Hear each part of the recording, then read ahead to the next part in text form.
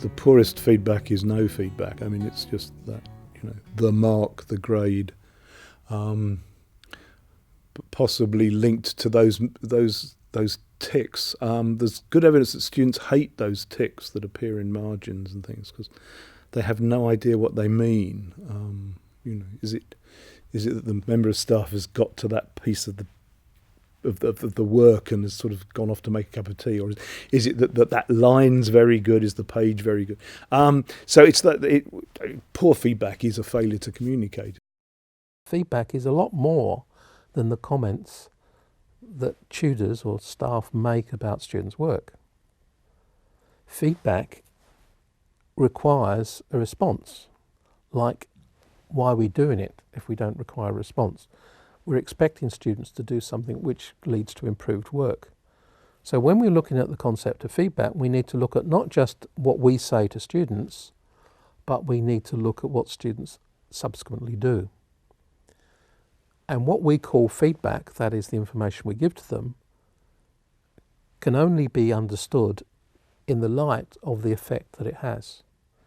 So we need to be shifting our focus in feedback away from inputs to effects. So what effect does it have? And if I don't know what the effect my comments have on students, how do I know what to say to them? So we need to be thinking much more about seeing feedback not as the act of giving information, but as part of a process and a cycle that ends with students producing more effective work. So we need to think about feedback loops.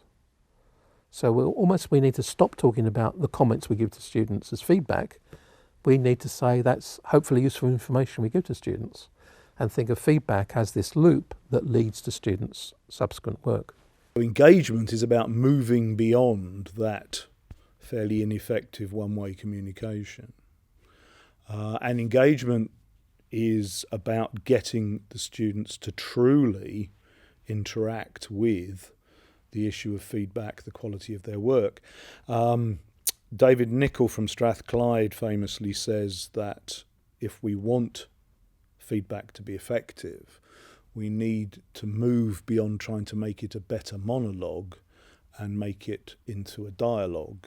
So engaging students with feedback, it's not new. I mean, everyone has undoubtedly heard of and maybe even had a go at self-assessment, peer assessment, etc.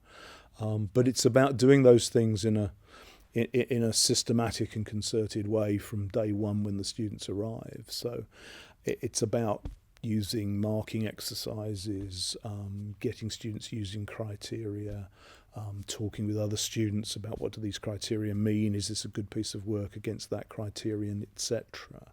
That's what engagement with feedback looks like.